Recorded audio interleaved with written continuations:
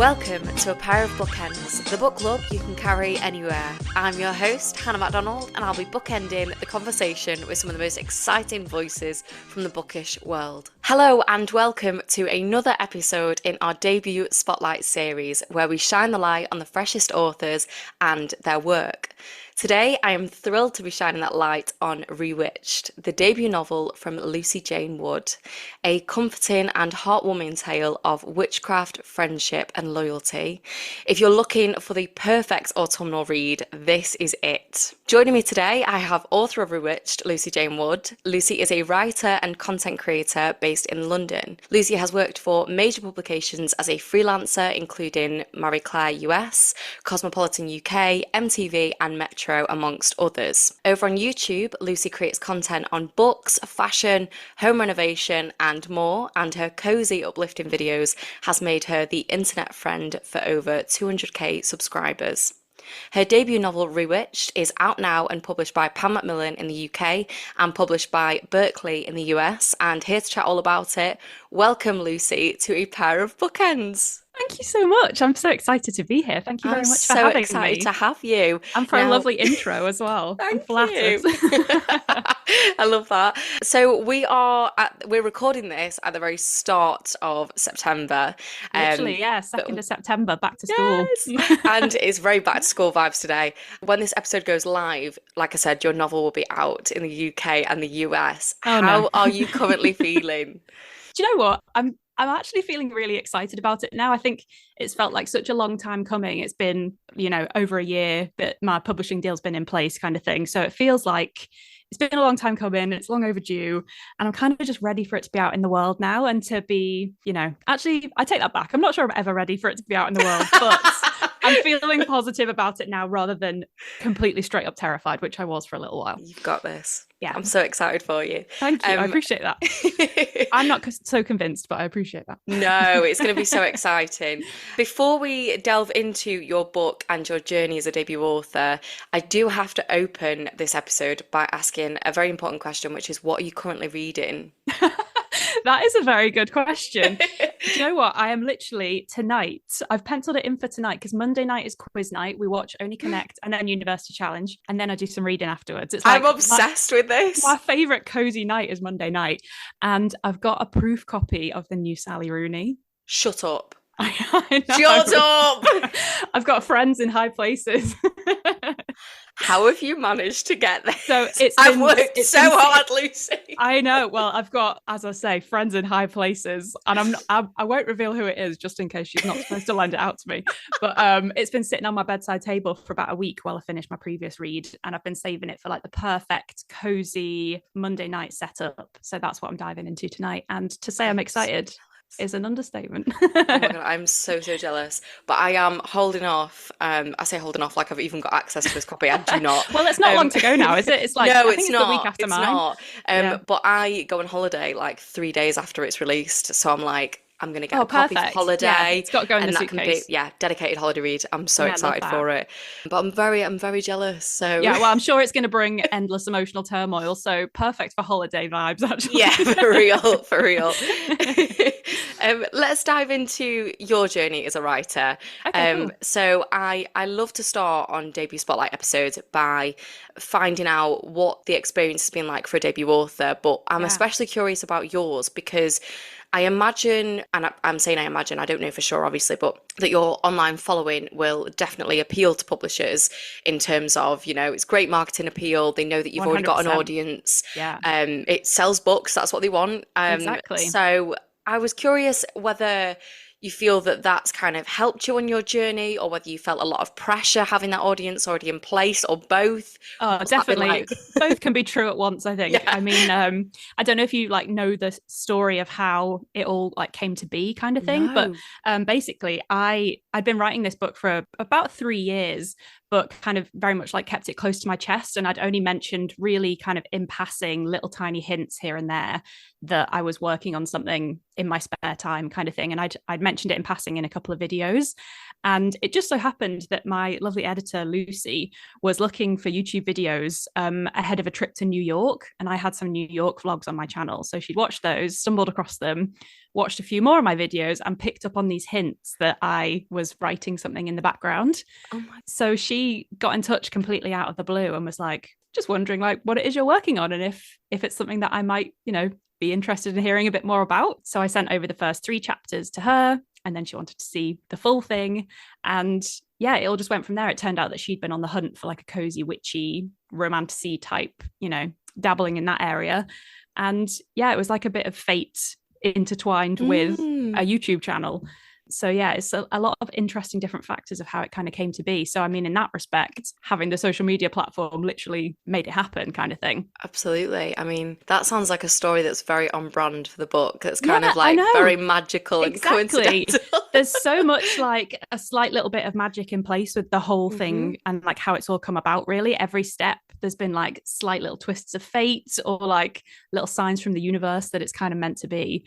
And that's been like a really lovely, comforting feeling throughout the whole process that's like stopped it feeling terrifying and overwhelming and kind of made it feel a little bit like following your intuition and feeling like it's heading in the right direction kind of thing, which obviously ties in really nicely with the book. Yeah, for sure. So yeah, in that respect, I mean, it made a bit of a miracle happen, really. And obviously there was so much luck involved with her stumbling across my channel and it being the right kind of book that she was on the hunt for anyway. But you're totally right as well in the fact that for a debut novel, it's got a lot of eyes on it.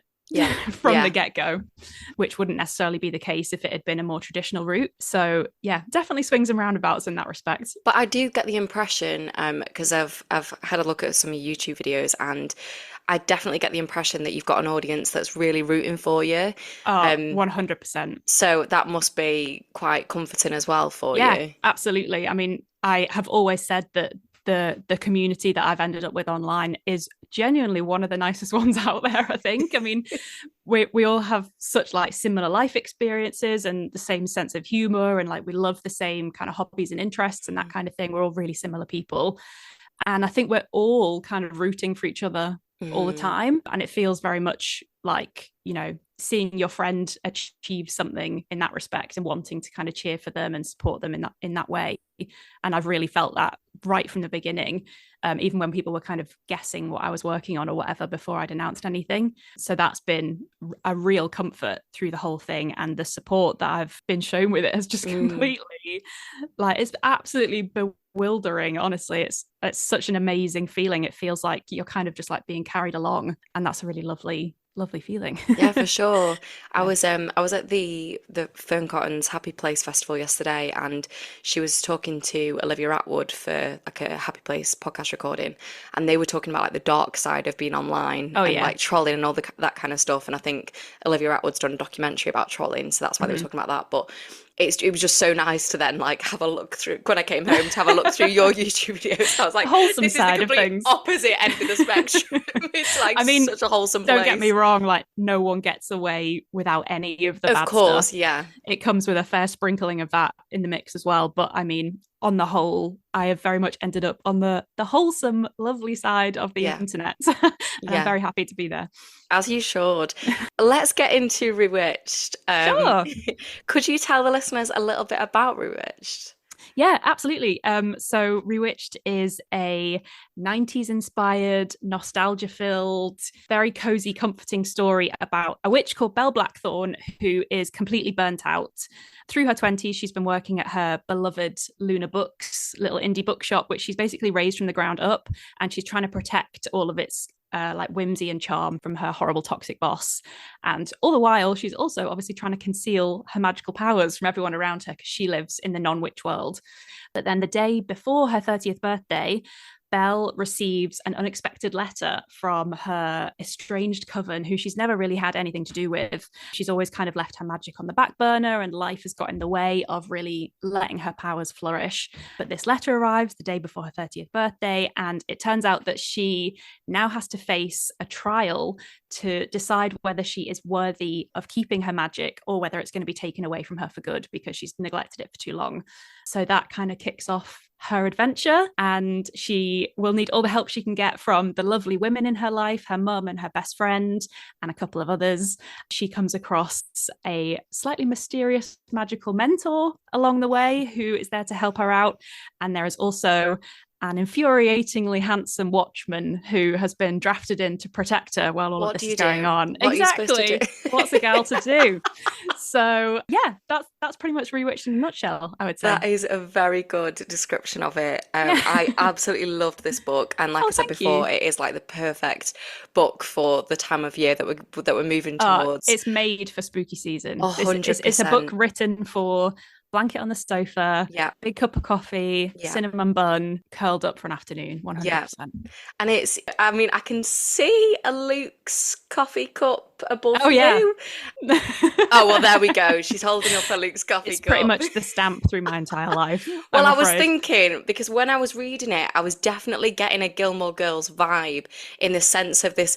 I don't even know how to describe it. It's like witty women, like cozy vibes, like the coffee shop sort of. I don't really know how you would describe Gilmore Girls. It's just a vibe, the ultimate October vibe. Yeah, like all the aesthetic, everything feels warm and like orange glow and slightly cinnamon sprinkled. And that was definitely like, I mean, it's the core of my life. I try and live my life with the Gilmore Girls vibe as much as possible. So, I got a sense of that. Yeah, it only made sense that it was come through the book as well, definitely. For sure. And I've messaged my sister. My sister's obsessed with Gilmore Girls, and she tries to get everybody into it. And I messaged her when I started reading this, and I was like, listen, I've got this book. I know that you're going to love it. She's going to love it so much. So I'm going to buy her a copy when it comes out. Oh, yeah, 100%. I appreciate it. I mean, I don't need to. I know she's going to love it. And it did help that there was a cat on the cover as well. So I honestly think the cat on the cover has sold half of these copies. Everyone messages me like, well, there was a cat on the cover, so I couldn't resist. It's an easy the best sell. Marketing tactic I've ever pulled in, I think. I did see actually on your I watched one of your recent videos, and you mentioned covers, and you showed on this video the US cover, which is also insane. Like, it's beautiful. Yeah. I mean, they're both gorgeous. And you said that you had a lot of involvement in the UK cover. So what was that process like? Yeah, I was just really lucky. Honestly, I know that's not the case for a lot of authors, but me and my editor have just, we've connected so well that she's just, we chat all the time. So I'm just constantly in the loop with everything, which is such a wonderful experience. But it started quite early on in the process, actually. One of our very kind of earliest meetings, we started chatting like all things cover and if I had any ideas in mind or anything. And I didn't really at all. But the only thing that I did contribute was that I had an illustrator whose work I absolutely loved. Her name's Charlotte, and her brand is Honey Plum Paper. That's who's done the UK cover. And she had previously created my YouTube artwork for me. She did the banner on my page and like the end screen. And her work is just beautiful, and it really captures the whole vibe of the story just so well. I think it's so sort of comforting, and it's got a real nostalgia feeling to it, her work. And I'd seen that she'd done quite a lot of witchy illustrations in the past as well. She's also a big autumn girl. So I sort of pitched that quite early on, just like that could be a good starting point kind of thing. So they reached out to Charlotte to see if she was interested, and she was. So that kind of started the cover journey. And I was lucky enough to see all of her kind of like early sketches and the publisher's favorites that they'd pulled out from there to see what I thought about those. And it was just fascinating to see it come together, like seeing all the different stages of it, like the early pencil sketches into the different fonts that we were considering, and like the little kind of extra illustrations inside the book jacket and all the little details like that, which you kind of take for granted a lot of the time when you pick up a book, but they all contribute to the overall vibe, don't they? So for sure. Yeah, it was just amazing to see it come to life. Yeah, I can imagine. And it is such a beautiful cover, and they say don't judge a book by its cover, but I think you can't help it a little bit. You can't. Like, when you see a cover that beautiful, you're like, I need that book in my life. I know I do. So yeah, it's stunning. Now, it is, of course, a book about lots of things, but magic, as we've said, is a very central part of the book. Where did the appeal to write about this world sort of begin for you? I think it began when I was about 5 years old, probably.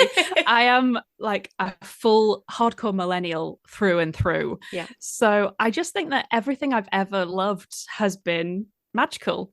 Like, I think growing up through the 90s, everything was magic, everything was witches. And we pretty much had no choice but to get on board. Yeah. And so many of them have been so special to me over the years, and I've held so many like fictional witches very close to my heart, that when I was starting to think about the idea kind of blossoming in my mind, it was always going to be witches. And the first image that popped into my head was this witch kind of having to prove that she was worthy of keeping this magic to a magical jury. And as soon as I thought of that idea, it just completely caught my imagination, and that was it. Like, it really just like set fire to the whole story. And like, the magic system itself it's a pretty straightforward one, and I think it's actually quite sort of Sabrina the Teenage Witch inspired, without me even really intending it to be. That whole kind of like very point and ping kind of like making things happen around you, everyday style magic was just so appealing growing up. And it's still very appealing when you're 33 and you think like, oh, if only I could just zap these dishes done. If only I could just zap a good dinner to be in the fridge or whatever. That kind of like everyday simple magic just like really draws me in, because there's just so much potential there, isn't it, for what you can do with it. And it lends itself to so well to Belle's story as she becomes kind of more confident in what she can do and what she can achieve. That magic kind of grows along with her confidence. So starting at that very simple everyday style magic and growing it into much more exciting adventurous magic matched up with the character arc really well. But how did you come up with the language of the spells? I just made it up. I just made it up on the spot. I wish I had better like research that had gone into it or anything. But it's quite tricky to think of ones that haven't already been taken by other books and movies and stuff. And I started kind of dabbling with the like Latin translations and things like that, and they just seem to fit quite well because it sort of gives them a feeling of a lot of history. And it was just me putting words into Google. I'm not going to try and romanticize that in any way. It was just me like Latin for hair, Latin for coffee. Well, I was completely lost in it. Good. I loved it. I loved the language of it all, and I was like, gosh, where's she got this from?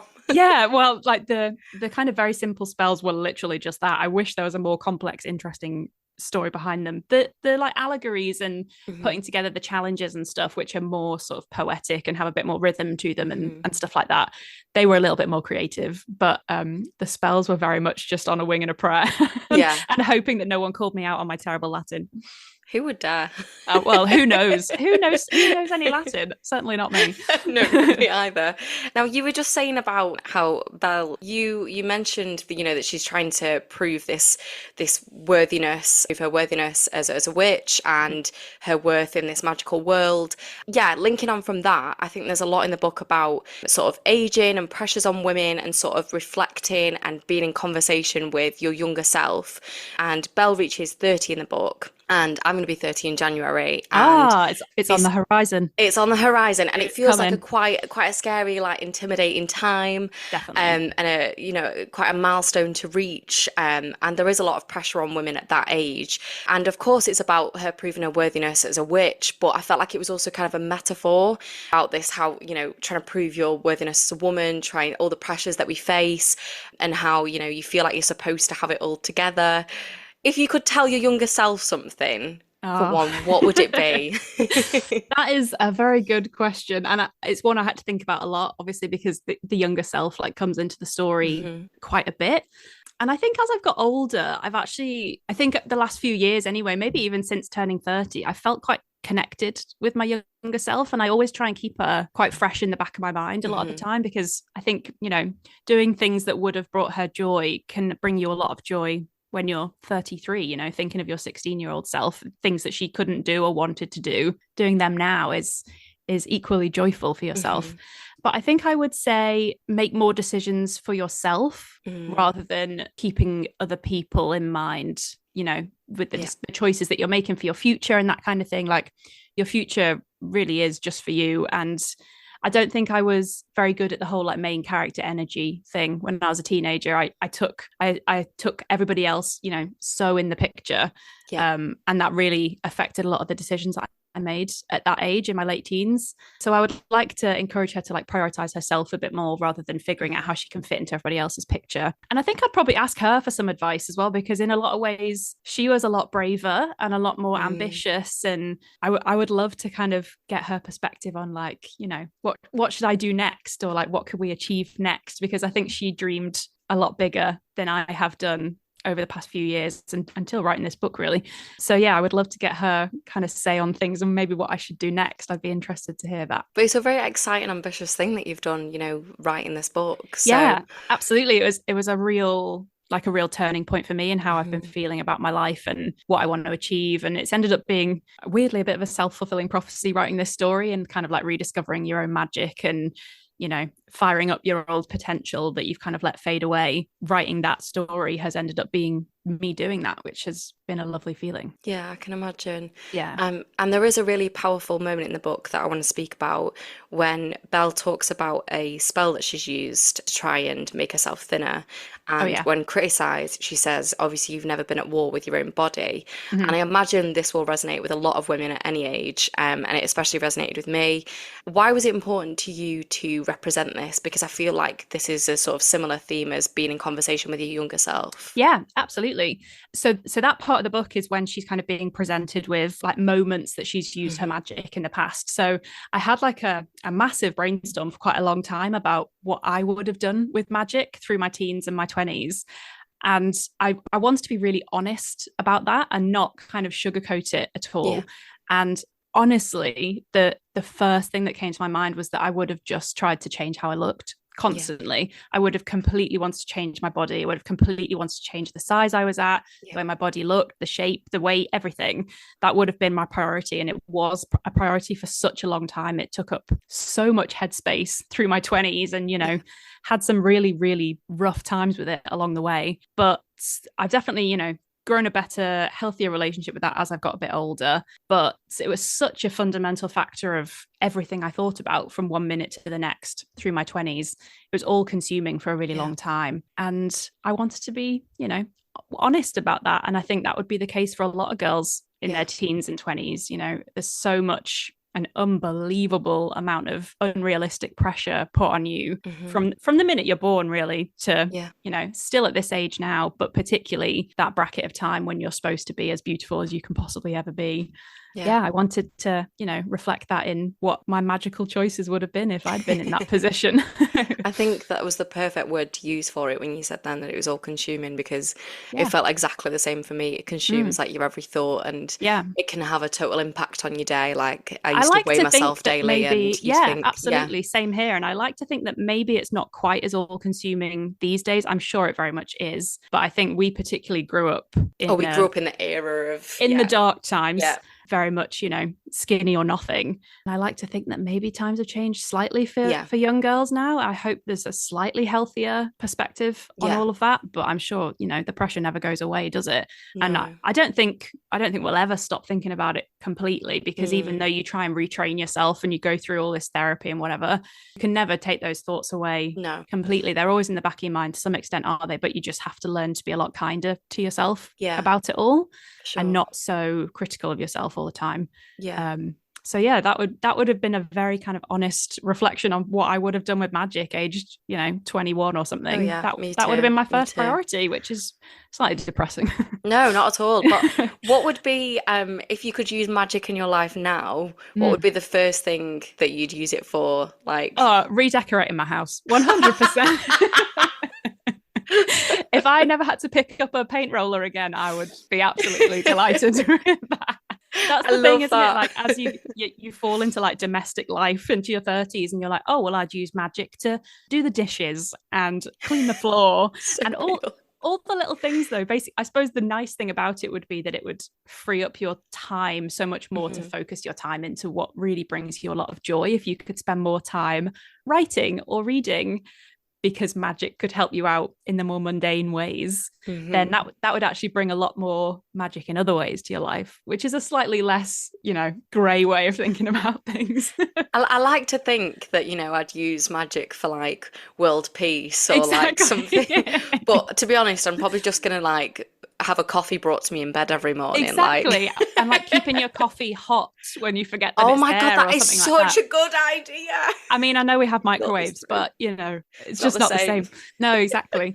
Yeah, that was like a weird part of writing a magic system though, is like, oh well, obviously you would want to make miracles happen with it. You have to kind of write in the caps for the magic to stop characters being able to do that, because then that becomes almost too big for you to possibly manage into a story. So you have to kind of cap how the magic can work. And that's why quite a simple system like the magic system in Rewitched keeps things nice and straightforward, rather than, world domination, world peace, whatever you want to go Yeah, for. it's too much. Yeah. My brain can't compute that. That's so fair. Let's dive into the bookshop in the book, because I love a bookshop, and we must talk about Luna Books. It's the shop that Belle works at, as you said before. What was the inspiration behind this place? Because it felt to me very visual, like I could see this place, and I was curious, like, did you have a Pinterest board? Like, what was going on there? Do you know what? I wish I'd been organized enough to have a Pinterest board, but at no point writing this book was I ever that organized. I think, well, I knew quite early on that there was going to be a bookshop involved, because I think if you're writing a cozy story, they just lend themselves perfectly to that feeling, don't they? Like a bookshop's got to be in there somewhere. I think I probably took certain factors from different bookshops that I visited over the years. The one that I kind of really grew up with was on the Wirral called Lingham's, and that was where I went to, all the midnight launches and that kind of thing growing up. And that has such a really comforting feeling of home to me. And I really wanted to try and evoke that as much as I could in Luna Books, that really kind of welcoming, warm feeling, as though you kind of know everyone that's in there. So that was definitely a huge fundamental factor. There's one in Porto. Have you ever been to Porto? I haven't, no. I really want to go. I'm going to butcher the Portuguese, obviously, but it's called like Livraria Lelo is how you would like spell it. But I'm sure there's lots of like Y sounds in there. But it's the most incredible bookshop you've ever seen. It has this like amazing winding, stretching staircase and like stained glass windows. And it's just honestly stunning. So I definitely took a couple of interiors choices from there as well. I need to go. Oh, honestly, it's amazing. You have to like buy a ticket and queue up to go in. Stop. Because it was a major inspiration for Harry Potter, I think. So Right. It's like a big tourist attraction. So I definitely took a few features from that one and basically just cherry picked all my favorite things that I love about going into different bookshops and put them all into one. And I think, I don't know about you, but I think everyone has the secret dream of one day opening up a bookshop that's also part bakery, part florist, 100%. part 100%. community space. Like everyone's got that little dream in the back of their mind. And Luna Books is that dream bookshop. It's got all those things in it, which, is the actual dream. It's perfect. And I'm completely devastated that I can't A, go and visit, or B, get a job there. So that is the downside of writing these stories, isn't it? It's like, oh, this is all very well and good, but I can never go there. Yeah. Which is now just going to make my life very unsatisfying forever. So can that be your next venture, please? Maybe. I'll write a couple more, retire, and then I'll open up the bookshop so everyone can visit. Thank you. I'll make that the main focus. Yeah. Please hire me. Thank you. The boss in this, Christopher, he is a massive... He's a piece of work. Oh, he is. He is. And he's the son of the owner, I believe. And the owner is really lovely. So I don't know how she's produced this offspring. Have you had to work with someone like this? There may be some inspiration there. I can neither confirm nor deny. Luckily, I know that this person would never recognize themselves in that character. Someone with that behavior and mentality would never realize that they're like that. So it's kind of safe ground. But yeah, absolutely. And I needed that kind of character to come in and put a stain on the place for Belle to kind of work through. And he really just conjured himself of his own accord. And before I knew it, I'd created the most horrible man that's ever existed. Oh my God, he's awful. He's absolutely awful. I think there's a moment where he comments on, is it something to do with like maternity leave or Oh maternity yeah. pay or something like that. And I was like, what is wrong with this guy? Like, just like one of those men that just He's a bit of feels the like need to say he's like a something awful. cartoon villain kind of thing. But I was Fully. like, oh, if I'm going to write someone like this, I'm going to make them the worst person Oh that's yeah. ever worked in a bookshop ever. I love that. So we've got this piece of work on one side of the coin, but then we have on the other side of the coin, I could talk about Rune, but I'm going to jump to the women in this book Yes. because I feel like you really celebrate women with this book, and female friendship feels like a very great part of the book. And I loved Belle's friendship with, and I forgot her name again, it begins with an A. Ariadne. Ariadne. Good grief, I'm terrible with names. No, don't worry. But I actually have a quote. Have I folded down the page? Go for it. You're so organised. Oh, I love this. Am I? There we go. So they're having it. This is kind of towards the end of the book, and it's not giving any spoilers away. But Ariadne and Belle have had like a bit of a sort of bickery time. They've been walking on eggshells with each other a little bit. And Ariadne says to Belle, "You're not supposed to handle it by yourself, woman." Ariadne turned herself on the chair to face Belle. "That's the point. Our whole friendship is just taking it in turns to be insane. You're supposed to dump it on me, and I'm supposed to dump it on you. And eventually everything works out okay." And I thought that was the perfect summary for female friendship. How do you feel your own friendships have inspired the best friends in this book? Oh, completely. And I think that quote just sums up all of my close friendships so well. I swear we all just take it in turns to have some kind of major life crisis at a time, and we all very politely wait for each other to come through the other side, and then it's someone else's turn. So you just swap and change role basically, don't you? But yeah, I'm so fortunate that I've got some incredible friendships. Like my 4 best mates are my best mates from school. My best friend Hannah I met on the first day of school, so we've been best mates for coming up to 30 years now. Wow. And I've got a lot of really long-term friendships like that in my life, and it's that kind of real like soulmate style friendship. And I don't take that for granted for a second. We've been so fortunate to be able to keep that going for such a long time. And Ariadne is definitely just one big mix of all of my friends combined. I basically picked out all the qualities that I just love in them all so much and turned them all into one character. And people seem to have really warmed to her, actually. She's one that a lot of people have mentioned as being like a favourite character, which I love because obviously she's the reflection of my friends. So I feel like I've done them justice, which is a good feeling. She's amazing, and I love their friendship. And I also love that they go to their little coffee shop, and it's like their little safe haven, cute place. Very Gilmore Girls vibes. Yes, definitely.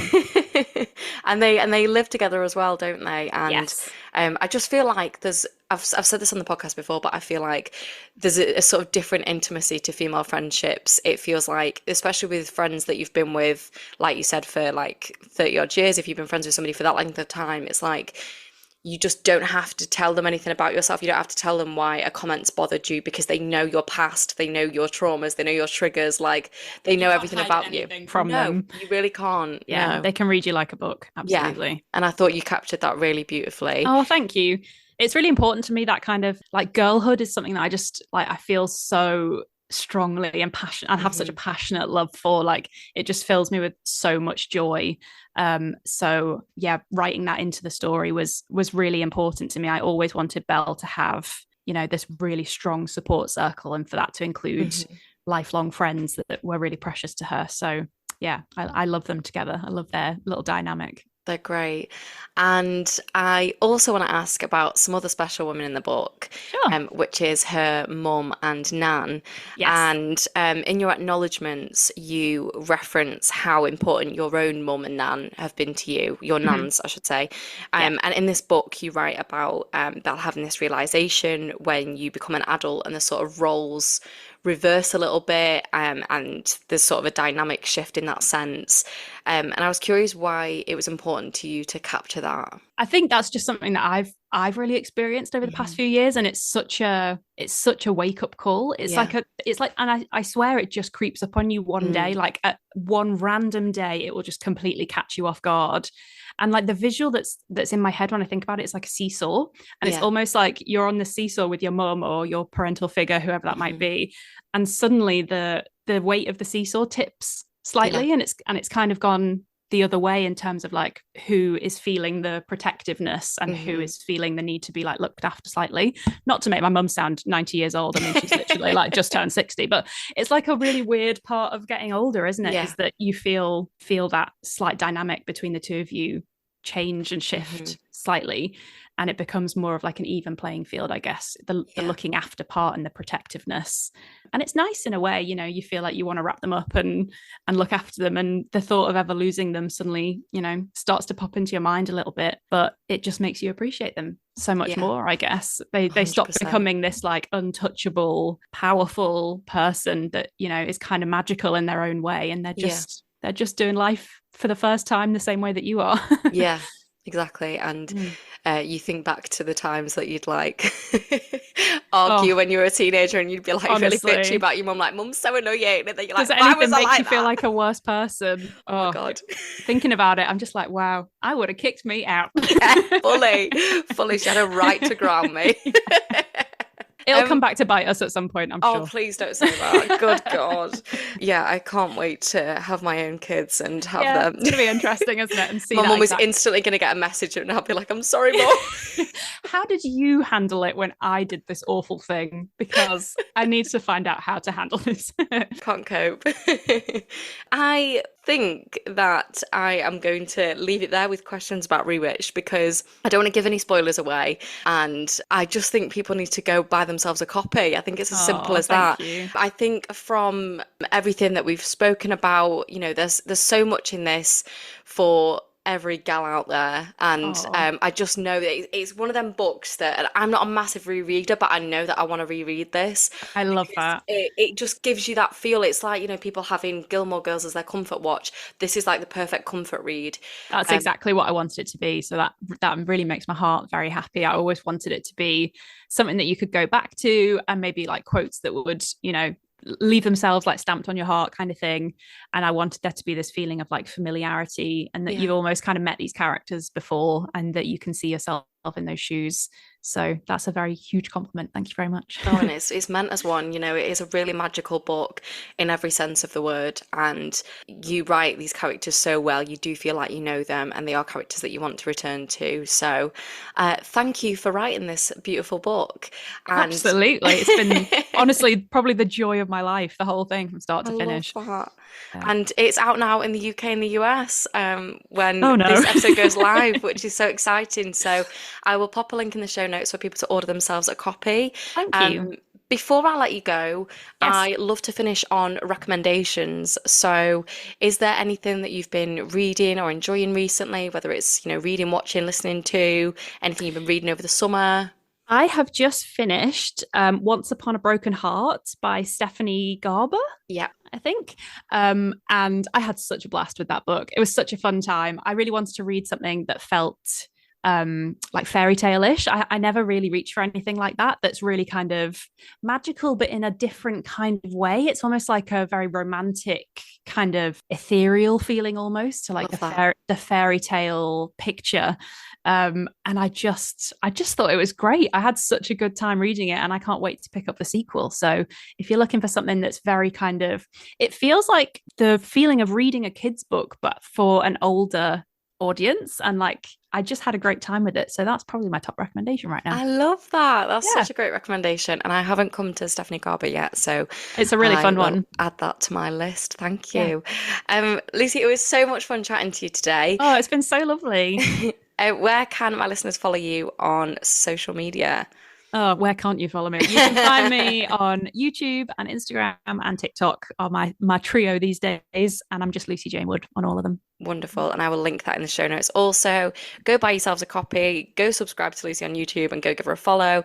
And if you want to give us a follow, you can do so at A Pair of Bookends Pod on Instagram and at A Pair of Bookends on Twitter and TikTok. And of course, if you enjoyed this episode, please don't forget to rate, review and subscribe. And that is all we've got time for. So thank you so much again, Lucy. I've loved chatting to you, and I really love this book and can't wait to see how well it's going to be received. Thank you so much. It's been an absolute pleasure. That has flown by. I've had a lovely time. It has.